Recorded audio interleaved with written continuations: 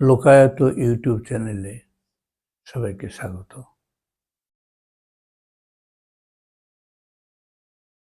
ইনকিলাব মঞ্চের নেতা ওসমান হাদি আহত অবস্থায় মৃত্যুবরণ করেছেন। তার মৃত্যুর পর থেকে সারা দেশে গতকাল থেকে তুমুল বিক্ষোভ এবং সেই সঙ্গে বিশৃঙ্খলাও দেখা দিয়েছে। এর মধ্যে দৈনিক পত্রিকা অফিস, প্রথম আলো এবং ডেইলি স্টারের অফিসেও হামলা হয়েছে, অগ্নিসংযোগ হয়েছে। সাংস্কৃতিক গোষ্ঠী উদীচী, আমার নাম যদি ভুল না হয়, উদীচী অফিসেও হামলা হয়েছে, অগ্নিসংযোগ হয়েছে। মোট কথা, এখানে আওয়ামী লীগ প্রতি দুর্বল বা দোসর হিসেবে চিহ্নিত করে আক্রমণ, হামলা, ভাঙচুর এগুলো চলছে। তো এটা বিক্ষোভ ঠিক আছে, মানুষ বিক্ষোভ করবে, সরকারের কাছে দাবি জানাবে, সরকারও প্রতিশ্রুতি দিয়েছে কঠোর ব্যবস্থা নেবে হামলাকারীদের বিরুদ্ধে, অভিযানও চলছে। আমার বক্তব্য সেই জায়গায় না। আমার বক্তব্যটা হচ্ছে যে ভাঙচুর হচ্ছে প্রচার মাধ্যমের উপরে, প্রচার মাধ্যমের অফিসের উপরে, সেই প্রসঙ্গে, বা সাংস্কৃতিক শিল্পী গোষ্ঠী বা শিল্প সাংস্কৃতিক অঙ্গনের প্রতিনিধিত্বকারী শক্তির উপরে যে হামলা, সে ব্যাপারে আমার বক্তব্য আছে। আমার কাছে সংবাদ মাধ্যমের উপরে হামলাটাকে মোটেই গ্রহণযোগ্য মনে হয় না। আমার কোনো দুর্বলতা নাই প্রথম আলোর প্রতি, ডেইলি স্টারের প্রতি, এবং আমার সমালোচনাও আছে এদের প্রতি, এদের বিরুদ্ধে আমার সমালোচনা আছে। কিন্তু তার মানে এই না যে প্রচার মাধ্যমের উপরে আক্রমণ করতে হবে। তাহলে স্বৈরাচারীদের সঙ্গে কি পার্থক্য থাকবে আমাদের, বা যারা মুক্ত চিন্তার পক্ষে কথা বলেন, কি পার্থক্য থাকবে? তারা যদি এইসব হামলাকে সমর্থন করেন, তাদের সঙ্গে ওই স্বৈরাচারী ফ্যাসিবাদী হিসেবে যাদের আখ্যায়িত করা হয়, তাদের সঙ্গে কি পার্থক্য থাকবে? এই ব্যাপারে আমার বক্তব্য হলো যে প্রচার মাধ্যমের অধিকার থাকবে, তাদের মত তারা প্রচার করবে, তাদের বিরুদ্ধে আমরাও মত প্রচার করব, বা অন্যদের যে মত আছে তারাও সে মত প্রচার করবে।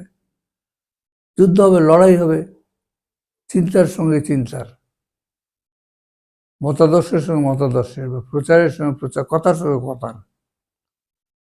সেখানে বাহুবলের আশ্রয় কেন নেওয়া হবে?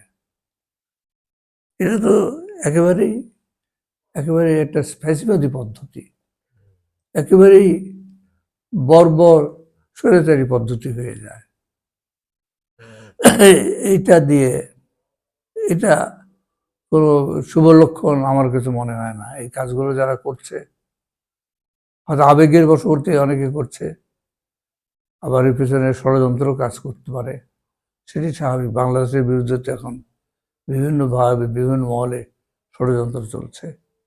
আর প্রফেসর ইউনূস সরকার এতই দুর্বল, এতই অকার্যকর একটা সরকারে পরিণত হয়েছে, বা দুর্বল সরকার প্রথম থেকেই। জনগণের যত প্রত্যাশাই থাক, পূরণ করতে ব্যর্থ একটা সরকার। সুতরাং সেই সরকারের দুর্বলতার কারণেও এই ঘটনাগুলো আরো ঘটছে, এটাও ঠিক আছে। আসলে তো এই ধরনের সরকার, অন্তর্বর্তী সরকার আসা উচিত ছিল না। অন্তর্বর্তী হলেও সেটা উচিত ছিল বিপ্লবী সরকার। আর এই সরকার নির্বাচনের মাধ্যমে যাদের হাতে ক্ষমতা দিয়ে যাবে বলছে, সেই নির্বাচন কি ধরনের সরকারকে যে নিয়ে আসবে দেশে, সেটা তো আমরা বুঝতে পারি। নির্বাচন টাকার খেলা, বিদ্যমান ক্ষমতা যন্ত্রে যারা আছে তাদের খেলা। তারা তাদের প্রতিনিধি পাঠাবে। আমাদের জনগণের চেতনার যে মান, এত এরা যদি সেই উন্নত মানের মানুষ হতো তাহলে তো এটি ইউরোপ হতো। ভোট থাকলে যদি গণতন্ত্র হয়, উন্নত ব্যবস্থা, উন্নত সমাজ হয়, তাহলে তো ভোট দিলে এইসব দেশ, তৃতীয় বিশ্বের পশ্চাৎপদ দেশের দেশে ভোট হয়, নির্বাচন হয়, তারা সব ইউরোপ আমেরিকা হয়ে যেত। তাই হয়েছে, হতে পেরেছে। ইউরোপ আমেরিকা তো আজকের ইউরোপ আমেরিকা একদিনে হয়নি।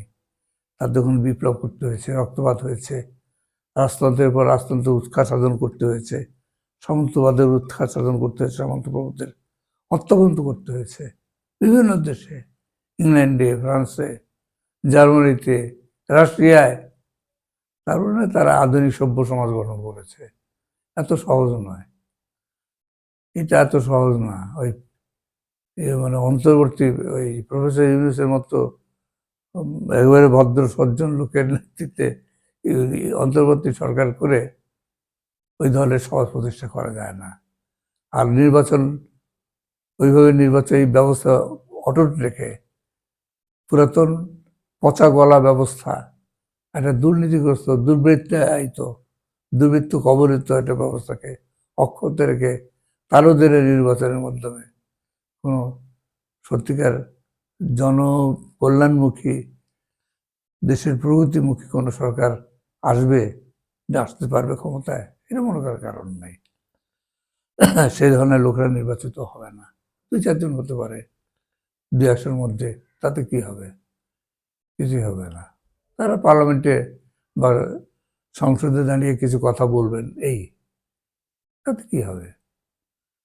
কাজে যেটা হওয়া উচিত ছিল এবং এখনো যেটা হওয়া উচিত দেশে, সামনে বছর ফেব্রুয়ারিতে নির্বাচন দিতে চাচ্ছেন ইউনূস, প্রফেসর ইউনূস। সেটা দিতে পারবেন কিনা সেটা দেখা যাবে। তার সরকার সফল হতে পারে, অথবা ব্যর্থ হতে পারে। এখন তো দেশের অবস্থা খুব অনিশ্চিত, কাজে কিছু বলা যায় না। নির্বাচন হলে ভালো কিছু হবে এটা মনে করি না। যেটা উচিত ছিল, এখনো উচিত, যেটা করা সম্ভব আমি মনে করি, সেটা হচ্ছে বিপ্লবী সরকার প্রতিষ্ঠা করা। নির্বাচন হলে দেশের বিদ্যমান পরিস্থিতি একটা বিপ্লবী সরকারের অধীনে,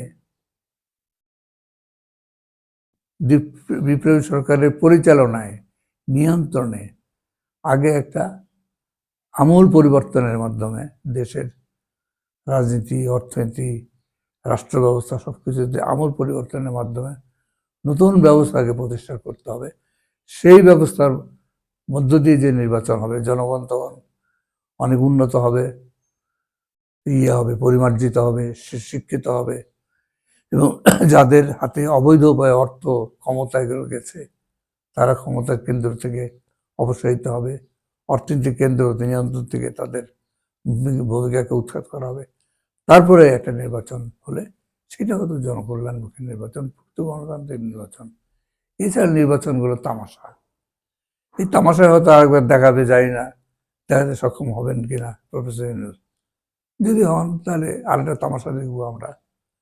তো সেটা আমার বক্তব্য না। আমার বক্তব্য হচ্ছে যে দেশে যে বর্তমানে যে আমরা বিশৃঙ্খলা বা অরাজকতা দেখছি, সেটা প্রসঙ্গে আমার বক্তব্য হলো যে এটা রোধ করা দরকার। অন্তত এগুলোতে পা দেওয়া উচিত না, এর মধ্যে আমাদের যাওয়া উচিত না।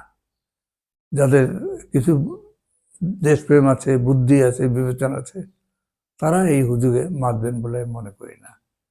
তাদের সাবধান হতে হবে। কেউ কেউ সাবধান করছেন, আমি তাদের সঙ্গে একমত। হাদির মৃত্যু ঘিরে অরাজকতার বিরুদ্ধে অনেকে সতর্কবাণী উচ্চারণ করছেন, আমি তাদের সঙ্গে একমত। তারা ঠিকই বলছেন। আসলে এই অরাজকতার ফাঁদে পা দেওয়া উচিত না। এগুলো দেশকে একটা বিশৃঙ্খলার দিকে নিচ্ছে বা নিতে পারে, এমনকি সেটা গৃহযুদ্ধ পরিণত হতে পারে যদি এভাবে চলতে থাকে। আর নির্বাচন দেখা যাক ফেব্রুয়ারিতে কি হয়। এই নির্বাচনে কোনো ইতিবাচক ফল হবে মনে করি না। কারণ যে 54 বছর ধরে যে আবর্জনা স্তূপ জমা করা হয়েছে, সেই আবর্জনা স্তূপের নির্বাচন যে হবে, আবর্জনা স্তূপের করে দাঁড়িয়ে যারা আছে এখন, তারাই তো নির্বাচিত হবে, তাদের প্রতিনিধিরা নির্বাচিত হবে। কারণ তাদের হাতে অর্থ আছে, ক্ষমতা আছে, বিভিন্ন ধরনের ক্ষমতা।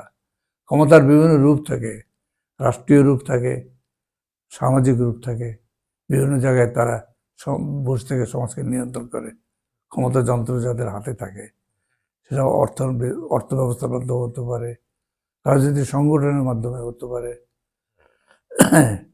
এবং অন্যান্যভাবেও এটা কার্যকর হতে পারে। ধর্মীয় মানে তত্ত্ব বা ধর্মীয় প্রতিষ্ঠানের মাধ্যমে হতে পারে।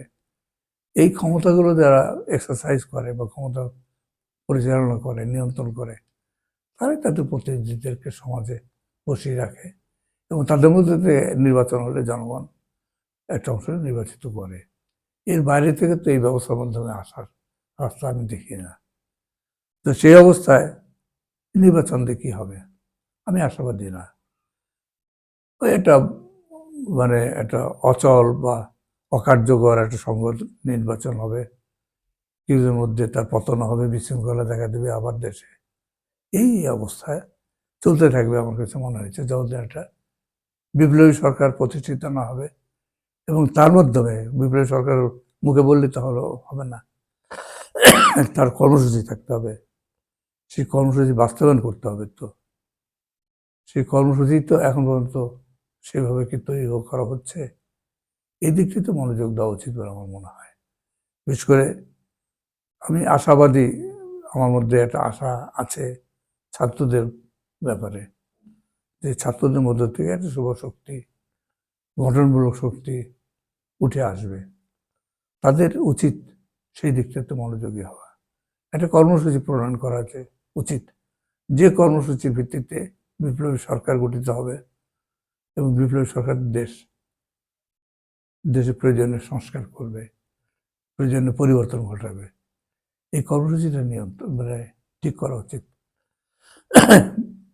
বিপ্লবী সরকার এই মুহূর্তে হোক না হোক, এই বিপ্লবী সরকারের